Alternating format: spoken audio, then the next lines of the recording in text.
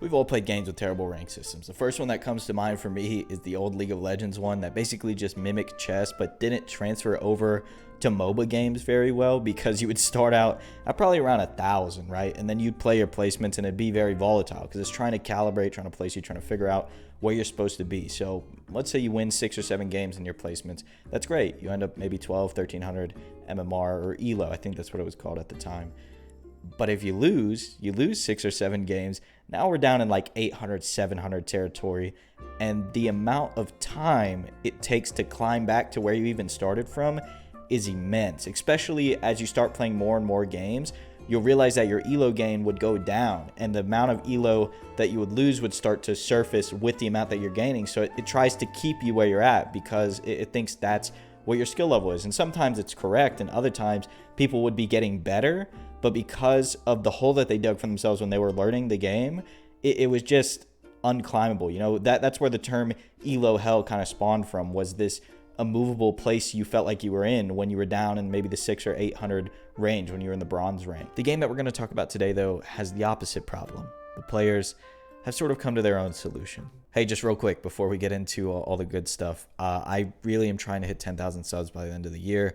I don't know if that's a realistic goal to set, but I'd like to try and hit it. So if you do enjoy this video, please consider subscribing. And thank you so much for watching.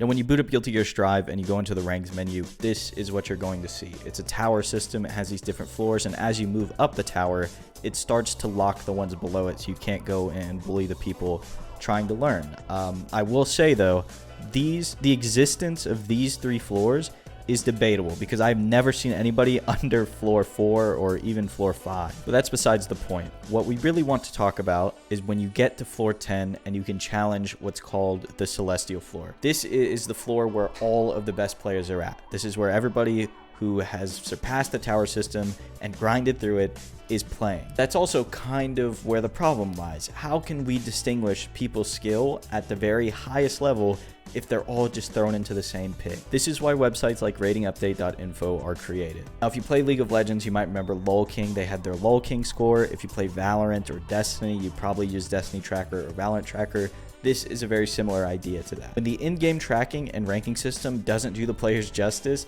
websites like these have to spawn up. And before I forget to mention it, if you want to support this website, you can go to the top right, and these are all options to donate or to find the developers. So let's just take a look around. After reading the FAQ, the way that it determines your MMR right here is by looking at your replays. In this case, we're on PC, and then assigning you an MMR value, which this number is basically just telling you how confident it thinks it is in that MMR value it has assigned you. So as you can see here, it's very confident that Darkrai is in fact 2497 with a plus or minus 62 kind of margin of error. That's what this number is right here. So it's very confident here.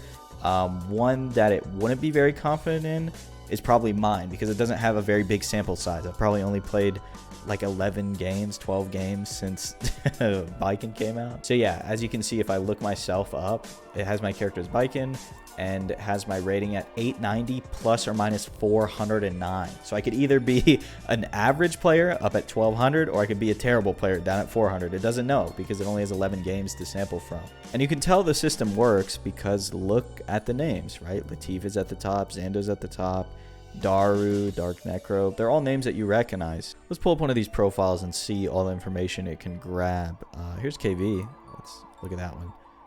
So it's ranked in #1 Testament with 29th overall. Again, this is global, right? This is not region locked to the US or anything. These are global rankings. Top rating was 2365, and the top person KV's defeated is Darkrai playing Gold Lewis. Remember, Darkrai was rank 1. And you can see here in the match history why the rank system does not work at the highest level. So all these people are in Celestial. That's what this floor means. They are all in Celestial. They are all at the highest rank possible, the highest rank that the game can offer. And KV is beating them 6-1. He's beating them 3-0, 1-0. And he's getting 10 points here because this player has a decent rating, almost 2,000.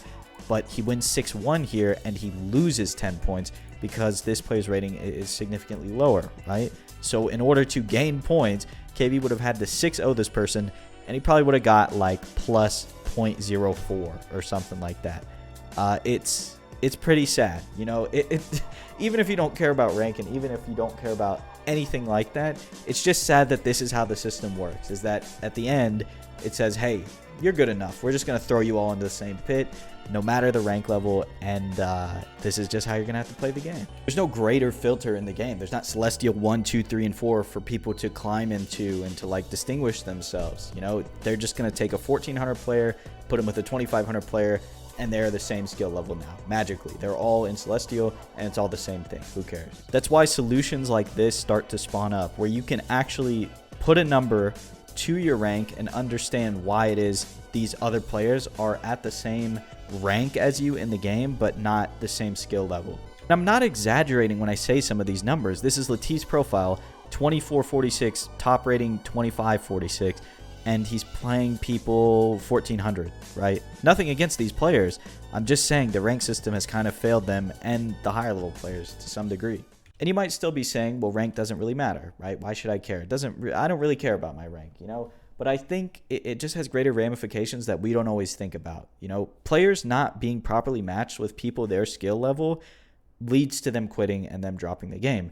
And with Guilty Gear Strive's rank system in particular, the way that you can go through and kind of pick your matchups and things like that, it leads people to do that more, right? People don't want to get kicked out of Celestial or whatever, or they want to get into Celestial, so they're going to go around and they're going to pick matchups that they like, you know? They're not going to learn the game fully. They're not going to learn all the matchups. They're going to game the system so they can get to the top and then just get crushed and quit the game. Alternative rank systems like this website are great, but it's an important thing to have a good functioning rank system that scales with your players in the game in the first place. Because while it might not matter so much to you and I, to people who are coming from other games, who are trying fighting games for the first time, or casuals who just want some tangible form of progress that they can take a look at, ranks are one way of doing that. You know, they basically will care about their ranks until they realize it doesn't matter. But until you can get them to that point where they care about something more than their rank, you have to have a system in place that gets them there. And I just think that the Guilty Gear Strive rank system isn't robust enough. It doesn't have enough levels to it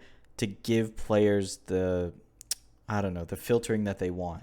That's kind of all I got to say on the rank system. I just want to show you a few cool features on this website so you can check it out for yourself. If you click on the matchup tab, it just has like global win rates in certain matchups. You can take a look at your character and then look across the spectrum and see which ones they lose on average, which ones go even, which ones they win. That's based like globally on every match. This one's based on, I think, top 1,000 character players. And then this one is top 100. I hope you enjoyed this video. I'm going to leave the link to the website in the description below if you want to take a look. And if you enjoyed, please consider subscribing. Thanks so much for watching.